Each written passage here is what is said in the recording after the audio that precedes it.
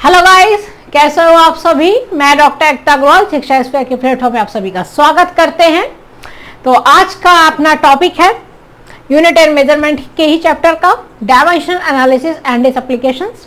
हम लोगों ने अपने लास्ट लेक्चर में बात की थी डायमेंशंस की, बहुत सारी फिजिकल क्वांटिटीज की हमने डायमेंशंस की वहां बात की थी। आज हम बात करेंगे इसी डायमेंशन एनालिसिस की एप्लीकेशंस की। तो बहुत इंपॉर्टेंट चीज होता है डायमेंशन एनालिसिस और उसकी एप्लीकेशंस कि हम लोग आखिरकार डायमेंशन एनालिसिस की एप्लीकेशंस कहाँ कहाँ कर सकते हैं।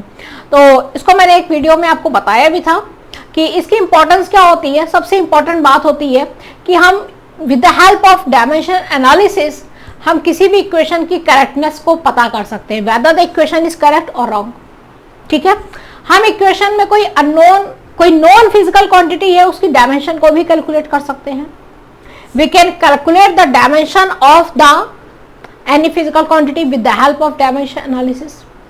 तो हम यहाँ पर एक तो इक्वेशन को ये देख सकते हैं कि whether the equation is correct और नॉट डायमेंशनली। दूसरा, हम किसी भी अननोन डायमेंशनल फिजिकल क्वांटिटी की डायमेंशन को भी पता कर सकते हैं। And the third one is कि हम with the help of dimension analysis किसी भी फॉर्मूले को भी बता सकते हैं, मतलब फॉर्मुलेट कर सकते हैं। We can derive the formula with the help of dimension analysis. ठीक है, तो वन बाय वन हम एक एक करके इसका यूज करेंगे। तो सबसे पहले एक बात करते हैं, एक बहुत ही इंपॉर्टेंट टॉपिक की बात करते हैं जो कि यहाँ पर आपको पढ़ना चाहिए डायमेंशन एनालिसिस के केस की। अगर हम बात करते हैं, एक होता है principal of homogeneity. Principal of homogeneity आप पहले से जानते हैं, बस उसको फिजिक्स में आपको क्या करना है, करेक्ट करना है। ठीक है, तो हम लोग अपना आज का जो लेक्चर है वो स्टार्ट करने जा रहे हैं प्रिंसिपल ऑफ होमोजेनिटी से। और प्रिंसिपल ऑफ होमोजेनिटी से इसलिए स्टार्ट करते हैं इसी लेक्चर को, वो बहुत ज्यादा इंपॉर्टेंट होता है। यहाँ पर आप चाहे तो यहाँ पर इसके एप्लीकेशंस लिख सकते हैं कि इसके एप्लीकेशंस क्या क्या हैं।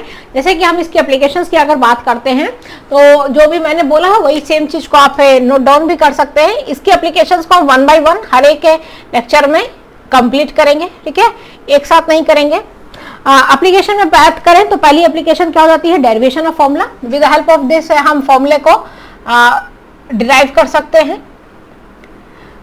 ठीक है, फॉर्मूले को हम डिराइव कर सकते हैं। फॉर्मूले की करेक्टनेस को हम चेक कर सकते हैं, करेक्टनेस ऑफ फॉर्मूला,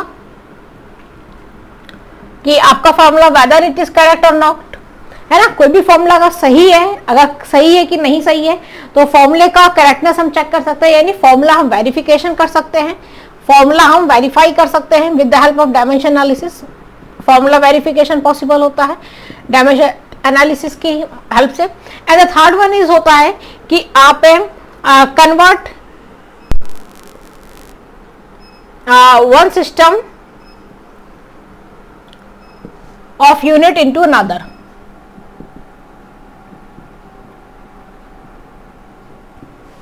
ठीक है, तो ये सब भी हम with the help of dimension analysis देख सकते हैं।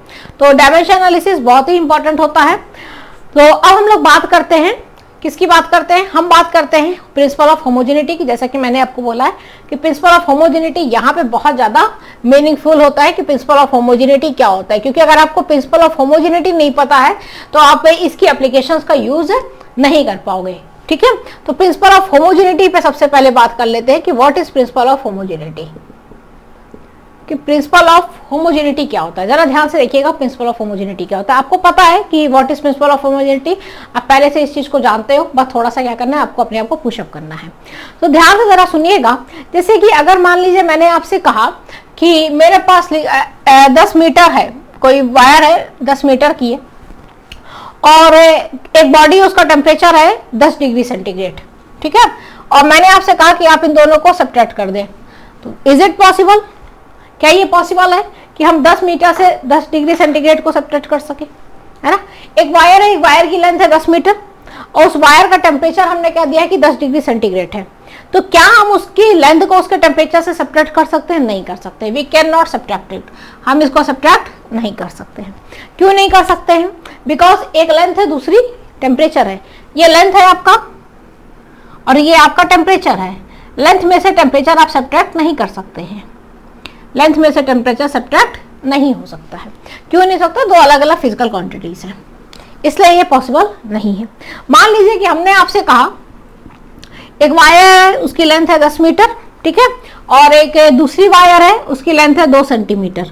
तो क्या आप इसको ऐड कर सकते हैं? हाँ, हम इसको ऐड कर सकते हैं, क्योंकि ये भी लेंथ है, ये भी लेंथ है एक वायर की, और ये भी एक लेंथ ही है दूसरी वायर की। तो बस अंतर इतना है कि यहाँ मीटर है, यहाँ सेंटीमीटर है, तो मीटर को आप सेंटीमीटर में कन्वर्ट कर लीजिए या सेंटीमीटर को मीटर में कन्वर्ट कर लीजिए।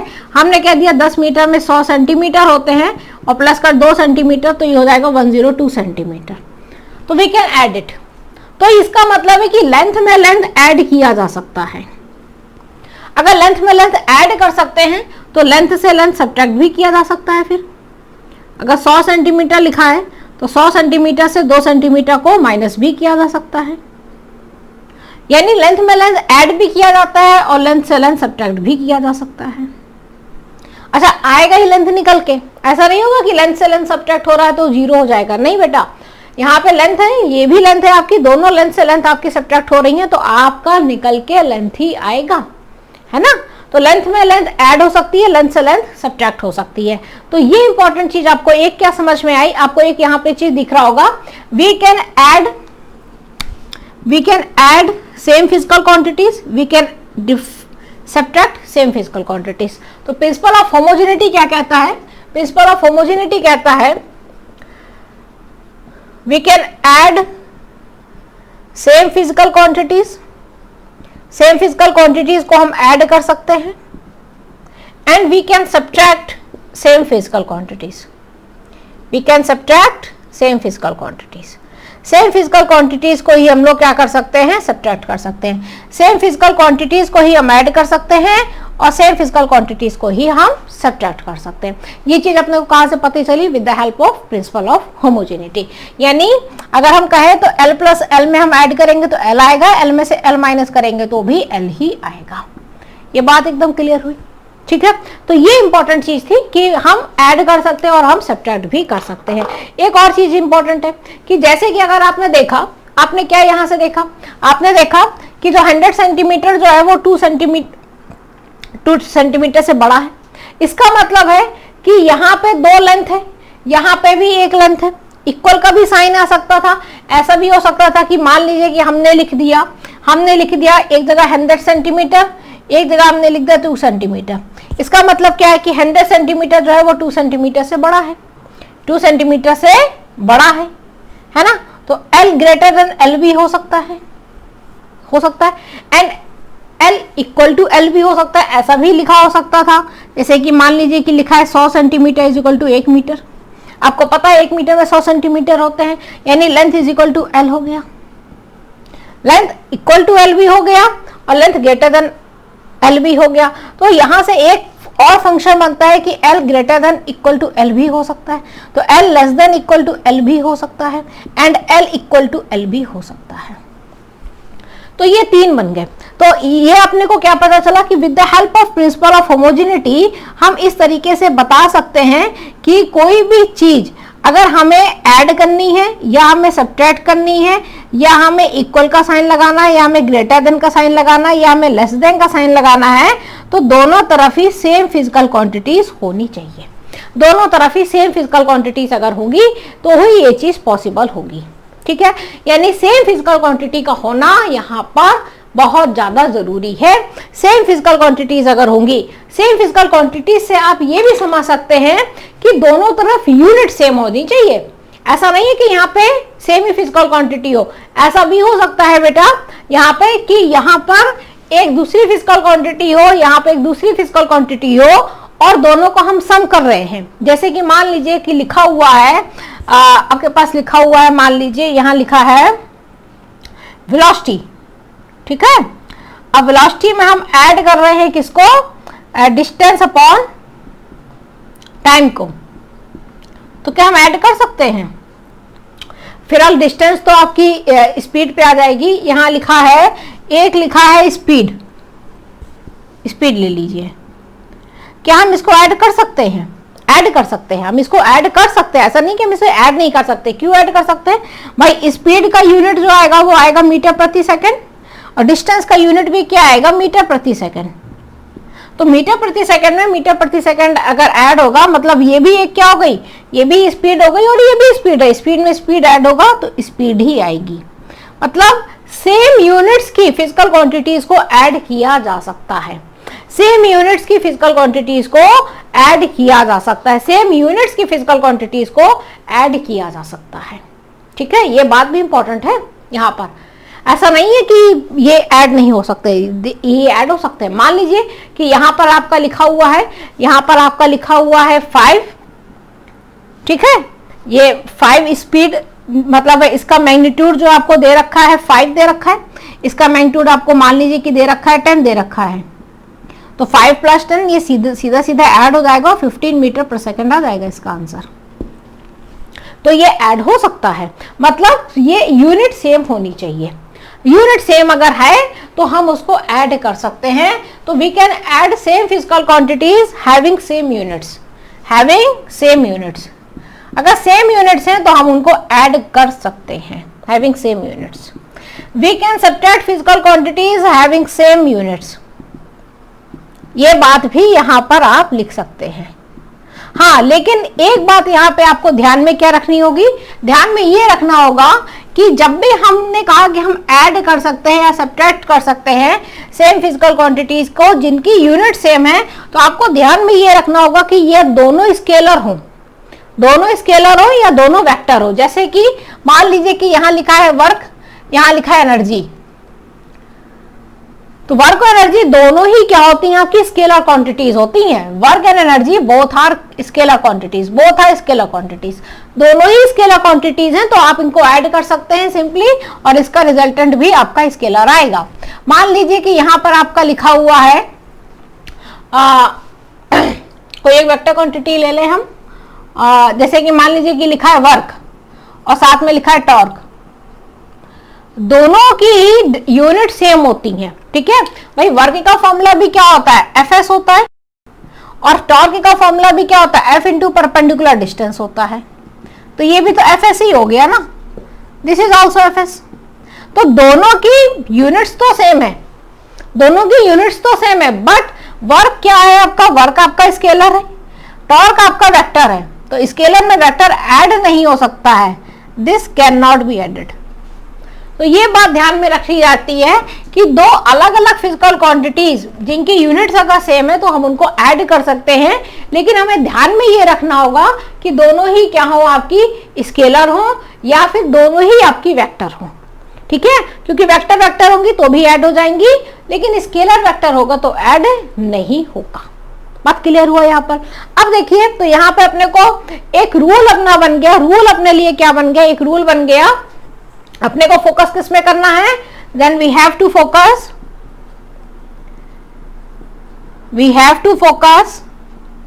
हमें किस पे फोकस करना है, हमें फोकस किस पे करना है, हमें फोकस इस चीज पे करना है। Then we have to focus, किस चीज पे हमें फोकस करना है, हमें देखने हैं प्लस वाला साइन, हमें देखना है माइनस वाला साइन, हमें देखना है इक्वल वाला sign, greater than equal to and less than equal to. अगर ऐसे कहीं साइन अपने को दिख रहे हैं, इसका मतलब है कि दोनों तरफ ही सेम फिजिकल क्वांटिटीज हैं, मतलब सेम यूनिट्स की वो फिजिकल क्वांटिटीज होंगी आपकी। ठीक है, तो ये हमें इन साइंस पे क्या करना पड़ेगा, फोकस करना पड़ेगा। अच्छा, एक और इंपॉर्टेंट पॉइंट है, क्या हम दो डिफरेंट फिजिकल क्वांटिटीज को मल्टीप्लाई कर सकते हैं? यस, हम दो डिफरेंट फिजिकल क्वांटिटीज को मल्टीप्लाई कर सकते हैं, बट हम दो डिफरेंट फिजिकल क्वांटिटीज को ऐड नहीं कर सकते हैं। जैसे कि आपको यहाँ पे दिख रहा होगा, वर्क का फॉर्मूला क्या है भाई, आपका वर्क का फॉर्मूला क्या है, वर्क का फॉर्मूला है force into displacement, force into displacement. आपने दो अलग अलग फिजिकल क्वांटिटीज को क्या किया है, मल्टीप्लाई किया है, और आपको एक नई फिजिकल क्वांटिटी मिली है। हमेशा ध्यान रखिएगा, जब दो अलग अलग फिजिकल क्वांटिटीज को मल्टीप्लाई किया जाता है तो एक नई फिजिकल क्वांटिटी मिलती है, लेकिन जब दो एक जैसी फिजिकल क्वांटिटीज को ऐड किया जाता है या सब्ट्रैक्ट किया जाता है तो वही फिजिकल क्वांटिटी ही मिलती है। दो डिफरेंट फिजिकल क्वांटिटीज को आप मल्टीप्लाई कर सकते हैं, दिस इज पॉसिबल, ये करेक्ट है, गलत नहीं है ये। अच्छा, क्या आप दो डिफरेंट फिजिकल क्वांटिटीज को डिवाइड कर सकते हैं? हाँ, कर सकते हैं। जैसे कि आप फॉर्मूला ले लीजिए, आप प्रेशर का फॉर्मूला ले लीजिए। प्रेशर का फॉर्मूला क्या होता है आपका, force upon area, force upon area. ये दो अलग अलग फिजिकल क्वांटिटीज हैं, फोर्स अलग फिजिकल क्वांटिटी है, एरिया अलग फिजिकल क्वांटिटीज है। दोनों फिजिकल क्वांटिटी ने आपको एक नई फिजिकल क्वांटिटी दे दी है, प्रेशर। ठीक है, तो आप दो अलग अलग फिजिकल क्वांटिटीज को डिवाइड भी कर सकते हैं, आप दो अलग अलग फिजिकल क्वांटिटीज को मल्टीप्लाई भी कर सकते हैं। इससे आपको नई फिजिकल क्वांटिटी मिलेगी, वही नहीं मिलेगी, मतलब इसका यूनिट अब बदल जाएगा, इन सबका यूनिट अलग अलग है। लेकिन अगर आपको दो सेम फिजिकल क्वांटिटीज को ऐड करना है तो आपको वही फिजिकल क्वांटिटी मिलेगी। दो सेम फिजिकल क्वांटिटी को सब्ट्रैक्ट करना है तो वही फिजिकल क्वांटिटी मिलेगी। तो एडिशन और सब्ट्रैक्शन में आपको इन साइंस को ध्यान में रखना होगा कि जब भी एडिशन या सब्ट्रैक्शन की बात होगी तो आपको ये चीजें पे फोकस करना पड़ेगा कि अगर लेंथ है तो लेंथ को लेंथ में ही आप ऐड कर सकते हैं, आप लेंथ को मास में ऐड नहीं कर सकते, लेंथ से मास नहीं घटा सकते हैं।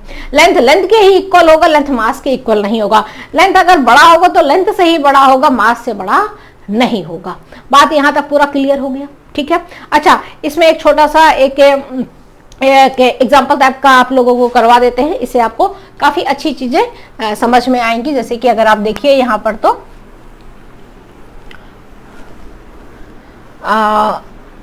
देखिए देखिए देखिए, जैसे मान लीजिए कि हमारे पास तीन डिफरेंट फिजिकल क्वांटिटीज हैं। Let we have three different physical quantities. मान लीजिए कि हमारे पास थ्री डिफरेंट फिजिकल क्वांटिटीज हैं। ठीक है, हमने कहा we have three different physical quantities A, B and C. Let we have three different physical quantities, P Q लिख देते हैं, थ्री डिफरेंट फिजिकल क्वांटिटीज। चलिए पूरा ही लिख देते हैं। Let we have three different physical quantities A, B and C, A, B and C, then which is meaningful and not, which is meaningful and which is meaningful and meaningless। कौन meaningful है और कौन meaningless है ये आपको जैसे बताना है। ठीक है, मान लीजिए कि अगर क्या ये पॉसिबल है A प्लस बी, क्या ये पॉसिबल है a माइनस बी, क्या ये पॉसिबल है a क्रॉस बी, क्या ये पॉसिबल है a डिवाइडेड बाई बी। ठीक है, और देख लीजिए क्या ये पॉसिबल है a cross B cross C, क्या ये पॉसिबल है a cross B divided by C. क्या ये सारी चीजें पॉसिबल है? क्या ये पॉसिबल है हम कह दें a plus B C? Is it possible b plus A C? क्या ये सारी चीजें पॉसिबल है? आप देखिए, ध्यान से देखिए, a प्लस बी, अगर हमने a प्लस बी लिखा है इसका मतलब क्या है कि a अलग फिजिकल क्वांटिटी है, b अलग फिजिकल क्वांटिटी। क्या दो अलग अलग फिजिकल क्वांटिटीज को ऐड किया जा सकता है? Is it possible? अभी हम लोगों ने देखा नहीं, दो अलग अलग फिजिकल क्वांटिटीज होंगी तो उनको ऐड नहीं किया जा सकता है। तो ये क्या हो गया? मीनिंगलेस हो गया। This is meaningless. तो क्या दो अलग अलग फिजिकल क्वांटिटीज को सब्ट्रैक्ट किया जा सकता है? नहीं, ये भी गलत है, ये भी क्या है? मीनिंगलेस है।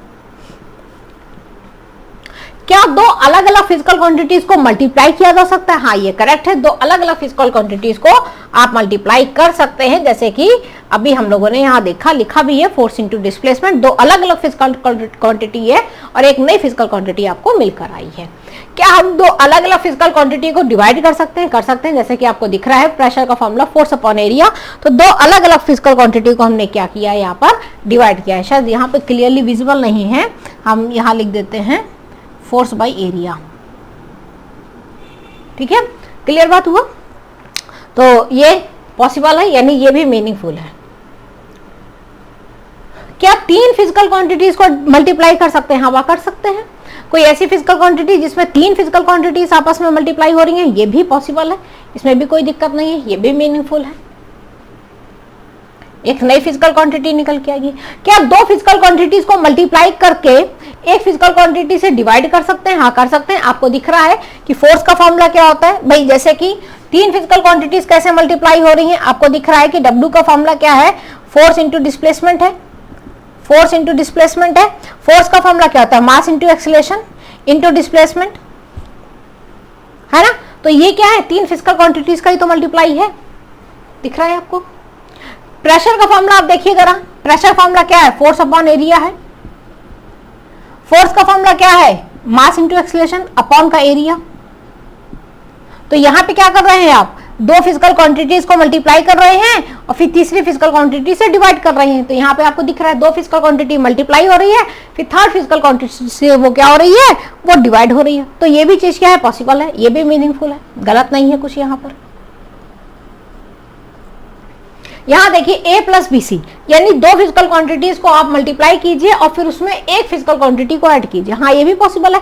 हो सकता है कि इन दो फिजिकल क्वांटिटीज को मल्टीप्लाई करने के बाद वही डायमेंशन निकल के आ रही हो जो कि ए की डायमेंशन है, जो कि ए की डायमेंशन है वही बीसी की डायमेंशन है। ये पॉसिबल कब होगा, ये मीनिंगफुल कब होगा, ये जरा देखिए कि ये मीनिंगफुल कब होगा। ये मीनिंगफुल तभी हो सकता है, क्या लिखा हुआ था, बी प्लस ए सी है ना।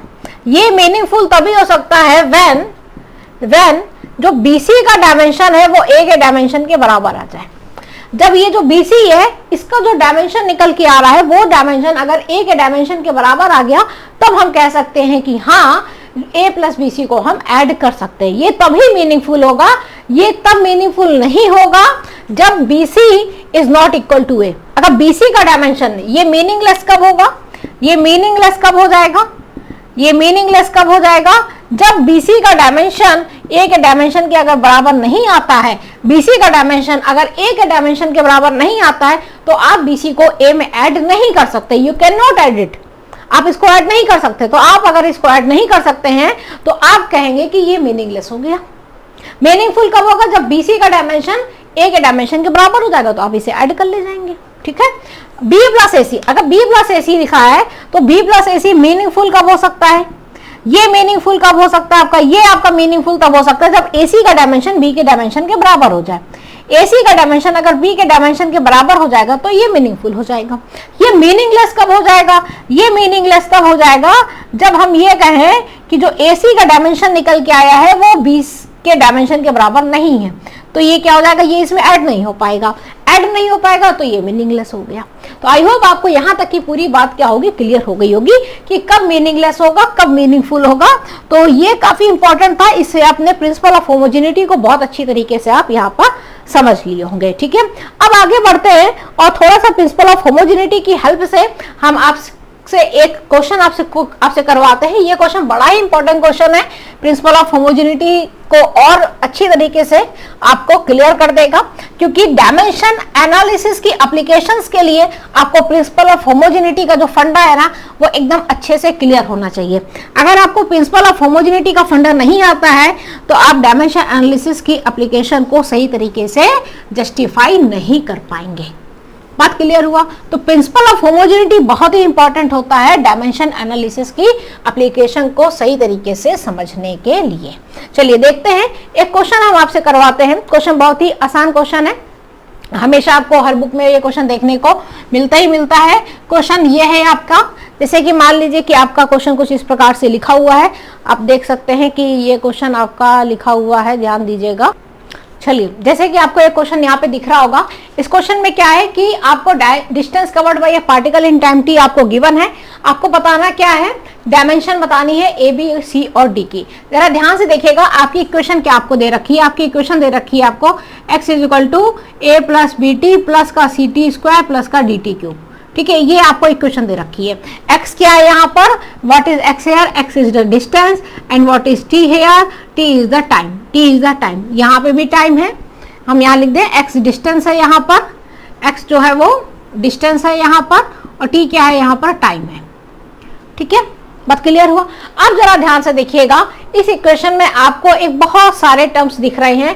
पहला टर्म आपको दिख रहा है x, दूसरा टर्म आपको दिख रहा है a, एक टर्म आपको दिख रहा है bt, एक टर्म दिख रहा है आपको ct स्क्वायर, एक टर्म दिख रहा है आपको dt क्यूब। तो अभी मैंने आपको प्रिंसिपल ऑफ होमोजेनिटी समझाया, उसमें मैंने आपको क्या बताया था कि अगर फिजिकल क्वांटिटीज आपस में ऐड हो रही हैं तो वो सेम डायमेंशंस की होंगी तभी वो ऐड हो सकती है, वरना हम उसे वहां पर ऐड नहीं कर सकते हैं। तो अगर a में bt ऐड हो रहा है, इसका मतलब है कि जो a का डायमेंशन है वही bt का डायमेंशन है। bt में अगर ct स्क्वायर ऐड हो रहा है, यानी जो bt का डायमेंशन है वही ct स्क्वायर का डायमेंशन है।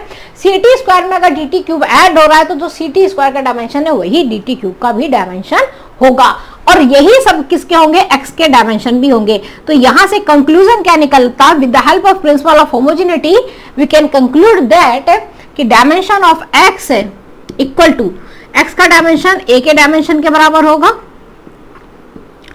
ठीक, प्रिंसिपल ऑफ होमोजेनिटी से ये चीज कंक्लूड हो रही है। Principal of homogeneity, principal of homogeneity से क्या कंक्लूजन निकल रहा है कि x का डायमेंशन a के बराबर होगा, a का डायमेंशन जो है वो bt के बराबर होगा, bt का डायमेंशन जो है वो ct स्क्वायर के बराबर होगा, ct स्क्वायर का डायमेंशन जो है bt क्यूब के बराबर होगा।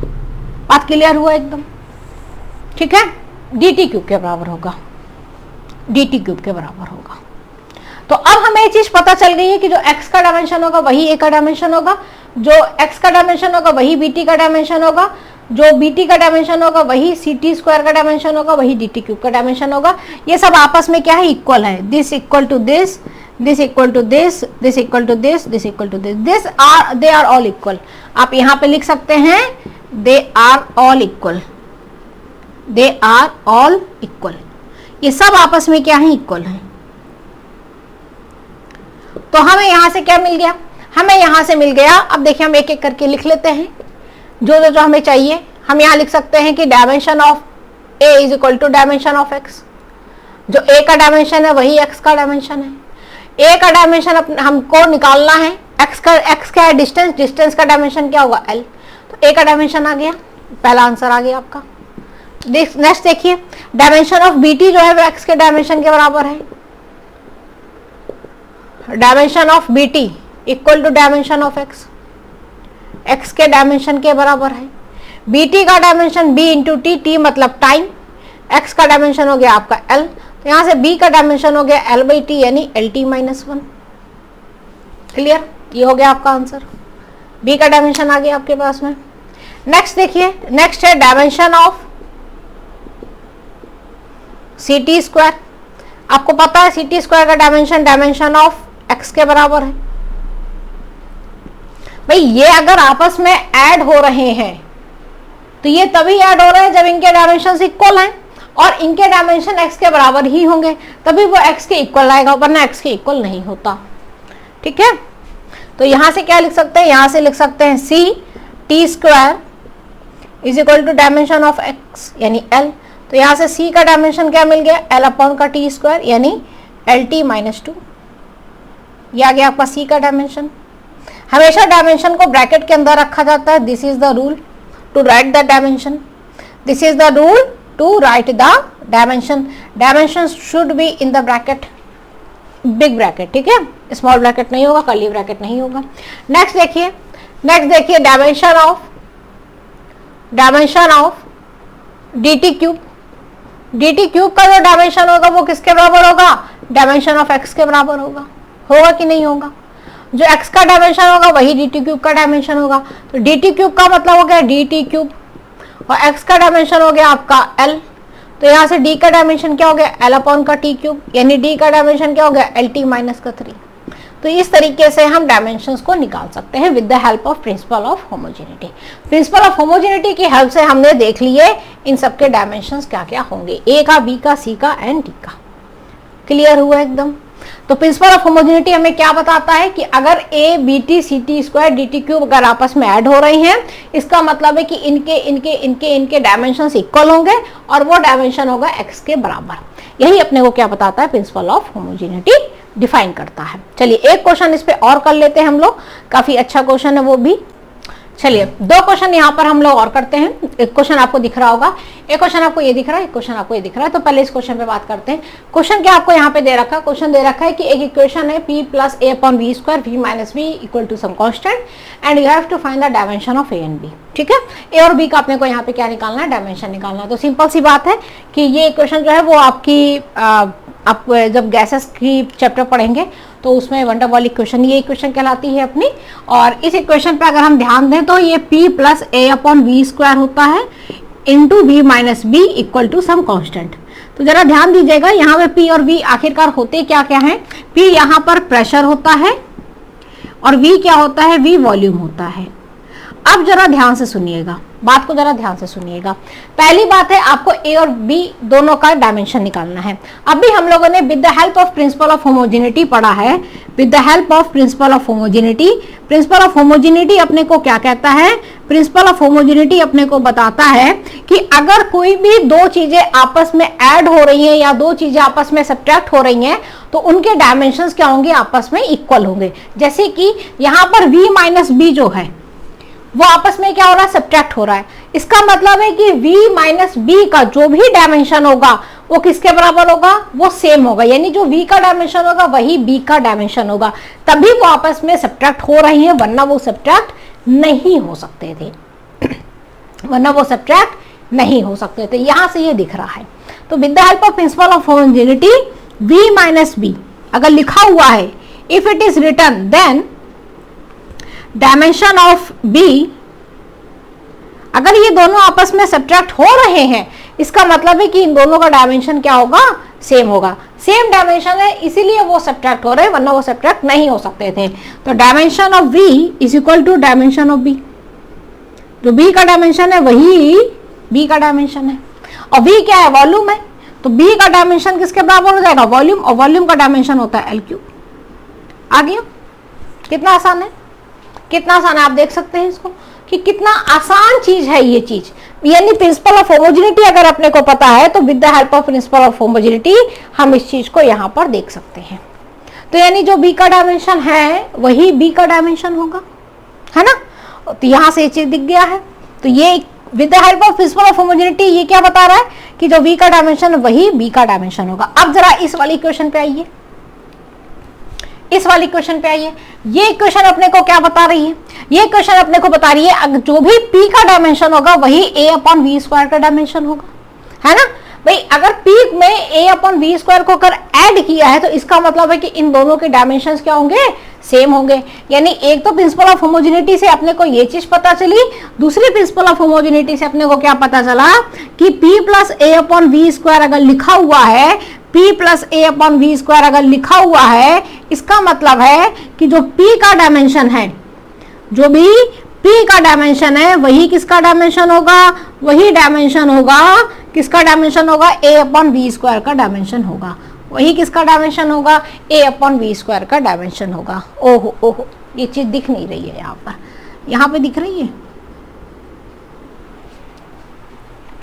वही a अपॉन वी स्क्वायर का डायमेंशन होगा, वो भी नहीं दिख रहा है। छोड़िए, इसको नेक्स्ट लाइन पे लिख देते हैं। हटाइए यहाँ से, विजिबल नहीं हो रहा है। p plus a upon V square का मतलब क्या है कि जो भी p का डायमेंशन होगा वही किसका डायमेंशन होगा, a अपॉन वी स्क्वायर का डायमेंशन होगा, है ना। p क्या है, प्रेशर है। प्रेशर का डायमेंशन ऑलरेडी हम लोग देख चुके हैं। प्रेशर का डायमेंशन क्या होता है अभी हम लोग ने पढ़ा है, क्योंकि हम लोग डायमेंशन सारे पढ़ चुके हैं। तो प्रेशर का डायमेंशन क्या होता है, प्रेशर होता है आपका फोर्स अपॉन एरिया। फोर्स का डायमेंशन क्या होता है आपका, mlt-2 होता है। एरिया का डायमेंशन आपका l स्क्वायर हो गया, ठीक है। तो ये तो आ गया आपका प्रेशर का डायमेंशन। a आपको निकालना है, v जो वॉल्यूम होता है, वॉल्यूम का डायमेंशन l क्यूब होता है, इसका स्क्वायर लगा है। अब जरा इस इक्वेशन को सॉल्व कर लीजिए, आप इसको आप सॉल्व कर लीजिए, a पे भी लगा दीजिए ये चीज। तो ये कितना बचेगा अपने पास में, ये ऊपर जाएगा तो 1 माइनस 2 हो जाएगा, तो l माइनस का 1 यहाँ पर हो जाएगा आपके पास में। 1 माइनस 2 यानी -1, ये हो जाएगा t माइनस 2। ये तो हो गया आपका प्रेशर का डायमेंशन निकल आया ये यहाँ पर, ठीक है। याद नहीं है तो आप इसको प्रेशर का डायमेंशन इस तरीके से निकाल सकते हैं ना। आप क्या करें, इसको फिर डायरेक्ट रखिए, यहाँ पर हम इसको डायरेक्ट रख दें, ml-1 t माइनस 2 आप अलग से निकाल लीजिए, फिर यहाँ पे रख दीजिए डायरेक्ट, ठीक है। This is equal to a upon 3 into 2 यानी 6। अब a का निकालना है तो ये मल्टीप्लाई हो जाएगा आपका। तो a का डायमेंशन क्या हो जाएगा आपके पास में, ml-1 प्लस 6 t का -2। ये कितना बना अपना, ml5 t माइनस 2। ये आ गया अपने पास में a का डायमेंशन। बात क्लियर हुआ। तो a का डायमेंशन कितना आ गया, ml5 t माइनस 2। तो a का डायमेंशन और b का डायमेंशन हमने दोनों का निकाल लिया। अच्छा, यहाँ पे क्वेश्चन अगर मान लीजिए ये आपसे पूछ लेता कि इस कांस्टेंट का डायमेंशन बता दीजिए, तो भी आप निकाल सकते थे। अगर मुझे इस, चलिए यहाँ लिख देते हैं, अगर मुझे इस कांस्टेंट का डायमेंशन निकालना होता, अगर मुझे इस कांस्टेंट का अगर डायमेंशन निकालना होता है तो क्या हम इस कांस्टेंट का डायमेंशन निकाल सकते थे? हाँ, निकाल सकते थे। देखिए जरा, अगर मुझे कांस्टेंट का डायमेंशन निकालना है, डायमेंशन ऑफ कांस्टेंट, अगर मुझे यहाँ पर कांस्टेंट का डायमेंशन निकालना तो हम वो भी निकाल सकते हैं, क्योंकि जो कांस्टेंट है वो क्या है? कांस्टेंट आपका क्या है? p plus A upon V square into V minus V, यही तो है ना। कांस्टेंट क्या है आपका? p plus A upon V square into V minus V. यहां से आपको क्या दिख रहा है कि जो p का डायमेंशन है वही a अपॉन वी स्क्वायर का डायमेंशन है, जो v का डायमेंशन है वही b का डायमेंशन है। तो p का डायमेंशन अभी हम लोगों ने देखा कितना होता है? ml माइनस 1 t माइनस 2, है ना। अभी हम लोगों ने एक चीज पढ़ी थी, क्या पढ़ा था? ये पढ़ा था कि नहीं पढ़ा था कि l plus L is equal to L ही होगा। L में अगर L जोड़ेंगे तो L ही का तो डायमेंशन निकल के आएगा। सेम वही चीज यहाँ पर है, ये प्रेशर है, ये क्या है? A upon V square. इसमें अगर इसको ऐड किया है तो A अपॉन वी स्क्वायर का भी डायमेंशन प्रेशर के बराबर होगा और प्रेशर का तो प्रेशर के बराबर होगा। तो ये अल्टीमेटली क्या निकल के आएगा? ये प्रेशर का ही तो डायमेंशन निकल के आएगा। ठीक, यहाँ पे देखिए ये वॉल्यूम है, ये सम कांस्टेंट है। कांस्टेंट वॉल्यूम में क्योंकि सब्ट्रैक्ट हो रहा है, इसका मतलब है कि वही उसका डायमेंशन निकल के आ रहा था। तो चाहे आप यहाँ पे b का डायमेंशन लिखे चाहे v का डायमेंशन लिखे, डायमेंशन तो एक ही रहेगा, l क्यूब हो गया अपना। तो यहां से क्या निकला अपने पास? ml plus 2 t minus 2, this is the dimension of constant. ये क्या आ गया? डायमेंशन ऑफ कांस्टेंट आ गया। कांस्टेंट का भी डायमेंशन आपसे यहाँ पे पूछा जा सकता था कि what is the dimension of constant, तो कांस्टेंट का भी डायमेंशन हम यहाँ पे निकाल सकते हैं। बात क्लियर हुआ? एकदम अच्छे से इसका स्क्रीनशॉट ले लीजिए आप अपने अकॉर्डिंग। ठीक, चलिए अब बढ़ते हैं इस वाले क्वेश्चन पर। ये क्वेश्चन जो आपके लिए लिखा हुआ था मैंने, हटा दें इस वाले क्वेश्चन को पूरा। चलिए देखिए इस वाले क्वेश्चन पे जरा चर्चा करते हैं हम लोग। काफी अच्छा क्वेश्चन है ये भी। तो प्रिंसिपल ऑफ होमोजेनिटी पे क्वेश्चंस मैंने आपको यहाँ पे बता दिए हैं कि कैसे आते हैं और उसको किस प्रकार से सॉल्व किया जाता है। चलिए देखें इस वाले क्वेश्चन को। क्वेश्चन क्या कह रहा है? ये क्वेश्चन कह रहा है आपसे कि एक वेलोसिटी है किसी पार्टिकल की टाइम t पर, जो कि आपको गिवन है, v is equal to at b upon t plus c, और आपको a और b और c तीनों के डायमेंशंस बताने हैं। v क्या है? यहाँ पे वेलोसिटी है और t आपका टाइम है। तो टाइम का डायमेंशन आपको पता है t होता है, वेलोसिटी का डायमेंशन आपको पता है lt माइनस 1 होता है। Already we have discuss all the dimensions of the physical quantities, है ना, डिस्कस कर चुके हैं इसे हम पहले ही। ठीक है, एकदम बात क्लियर है। इसका t हो गया, ये आपका lt माइनस 1 हो गया। अब जरा ध्यान से देखिए, प्रिंसिपल ऑफ होमोजेनिटी लगाइए। तो प्रिंसिपल ऑफ होमोजेनिटी क्या कहता है आपको? With the help of principle of homogeneity, with the help of principle of homogeneity, principal of homogeneity, principal of homogeneity आपसे क्या कहता है? यहाँ पर प्रिंसिपल ऑफ होमोजेनिटी आपसे कहता है कि अगर आपने AT में आपने b upon t plus c को अगर ऐड किया है तो जो AT का डायमेंशन होगा वही किसका डायमेंशन होगा? b upon t plus c का होगा, और वही किसका डायमेंशन होगा? वही v का डायमेंशन होगा। तो पहली चीज प्रिंसिपल ऑफ होमोजेनिटी से आपको क्या समझ में आया कि जो इसका डायमेंशन है वही इसका डायमेंशन है और वही इस पूरे का डायमेंशन है। तो प्रिंसिपल ऑफ होमोजेनिटी ने क्या बताया अपने को कि जो v का डायमेंशन है वही होगा आपका AT का डायमेंशन और वही होगा आपका dimension of b upon t plus c का। तो पहली चीज तो यहां से क्लियर हो गई। तो इसमें से अगर हम इन दो इक्वेशंस का अगर यूज करें तो यहां से अपने को क्या मिला? जरा इसका यूज कर लीजिए। तो dimension of v is equal to dimension of AT, v का डायमेंशन LT माइनस 1, a आपको निकालना है t का डायमेंशन t। तो ये कितना हो गया? LT माइनस 1 अपॉन का t is equal to a। तो a का डायमेंशन कितना आ गया आपके पास में? यहाँ पे a का डायमेंशन आ गया, ये ऊपर जाएगा प्लस 1 ऊपर जाएगा माइनस 1, यानी LT माइनस 2, a का डायमेंशन आ गया आपका। क्लियर बात हुई? एकदम बात क्लियर एकदम। ठीक, अब जरा देखिए, अब b का या c का किसी एक का निकाल लीजिए। तो अगर आपको b या c निकालना है तो पहले आपको यहां से c को देख लेना चाहिए, इसके बाद आप b का निकालिए। जरा ध्यान से देखिएगा, ध्यान से देखिएगा यहां पर ध्यान दीजिए, यहां पर ध्यान दीजिए, अब इस पे जरा ध्यान दीजिए। टी में सी को ऐड किया गया है, टी में सी को ऐड किया गया है, तो टी में सी अगर ऐड किया जा रहेगा तो तभी ऐड किया जा सकता है जब दोनों के डायमेंशन सेम हो। अगर दोनों के डायमेंशन सेम है तो ही दो फिजिकल क्वांटिटीज आपस में ऐड हो सकती है, वरना वो ऐड नहीं होंगी, है ना।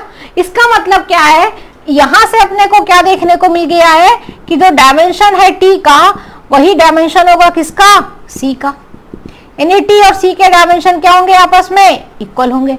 तो सी का डायमेंशन किसके बराबर हो गया, आपका टी के बराबर हो गया। लीजिए दो आंसर आ गए अपने पास में, ए का डायमेंशन आ गया अपना और सी का डायमेंशन आ गया अपना।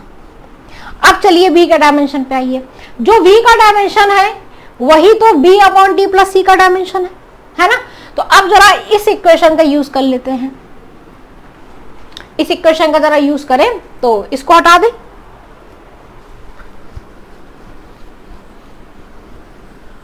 देखिए जरा क्या लिख सकते हैं वहां पर, dimension of V is equal to dimension of B upon T plus C, लिख सकते हैं यहां पर B upon T plus C. T और प्लस को जरा अच्छे से बनाइएगा, है ना। V का डायमेंशन क्या है, LT माइनस 1 है। B का डायमेंशन आपको निकालना है। नीचे जरा देखिए, T और C का डायमेंशन तो एक ही है, तो डायमेंशन में डायमेंशन ऐड होगा तो डायमेंशन ही आएगा, 2 टाइम्स डायमेंशन का नहीं होगा। बात क्लियर रखिएगा एकदम। भाई सी है, टी का डायमेंशन भी टाइम है, सी का डायमेंशन भी टाइम निकल के आया। टाइम में टाइम ऐड करेंगे टाइम ही आएगा, 2 टाइम नहीं आ जाएगा। मैग्नीट्यूड की बात नहीं होती है, सिर्फ डायमेंशन की बात होती है यहाँ पर। तो यहाँ पर क्या हो जाएगा, टी का डायमेंशन। तो अब जरा इसको सॉल्व कर लीजिए, तो हो जाएगा L T minus 1 into T is equal to B. तो बी का डायमेंशन कितना निकल के आ गया आपके पास में, एल आ गया। तो तीनों के डायमेंशन आ गए आपके पास में। आप देख सकते हैं ए बी सी तीनों के डायमेंशन यहाँ पर निकल के आ गए हैं। ए का है आपका एल टी माइनस 2, बी का है आपका एल एंड टी, सी का है आपका टी। तो आई होप आपको प्रिंसिपल ऑफ होमोजेनिटी का फंडा क्लियर हो गया होगा कि with the help of principle of homogeneity हम किसी का भी डायमेंशंस देख सकते हैं। और प्रिंसिपल ऑफ होमोजेनिटी हमें क्या बताता है कि we can add 2 physical quantities having same dimensions, we can subtract 2 physical quantities having different dimension। same physical dimensions की physical quantities add हो सकती हैं, same physical dimensions की physical quantities subtract हो सकती हैं, different डायमेंशंस की फिजिकल क्वांटिटीज मल्टीप्लाई हो सकती हैं, डिफरेंट डायमेंशंस की फिजिकल क्वांटिटीज डिवाइड भी हो सकती हैं, लेकिन ऐड नहीं होंगी डिफरेंट, ना ही सब्ट्रैक्ट होंगे डिफरेंट, ना ही इक्वल का साइन आएगा। अगर यहाँ पर इक्वल का साइन आ रहा है, जैसे कि अगर आप यहाँ पर देखिए, ध्यान दीजिए, यहाँ पर अगर इक्वल का साइन आ रहा है इसका मतलब है कि इसका डायमेंशन भी VT होगा, इसका डायमेंशन भी VT होगा, V होगा, इसका डायमेंशन भी V होगा, इसका डायमेंशन भी V होगा, तभी ये दोनों आपस में ऐड हो रहे हैं और यहाँ पर V आ रहा है। इक्वल का साइन ही आपको यहाँ पे बता रहा है कि जो इसका डायमेंशन है वही इसका डायमेंशन है और वही इसका डायमेंशन है। आई होप यहाँ तक पूरा बात क्लियर हो गया होगा। चलिए मिलते हैं हम लोग नेक्स्ट सेशन में। नेक्स्ट सेशन में हम लोग बात करेंगे डायमेंशन एनालिसिस का जो फर्स्ट एप्लीकेशन है वहां पर उसकी बात करेंगे। ठीक है, चलिए मिलते हैं नेक्स्ट क्लास में आप लोगों से। तब तक के लिए शिक्षा स्फीयर के प्लेटफॉर्म को लाइक एंड सब्सक्राइब करते चलिए।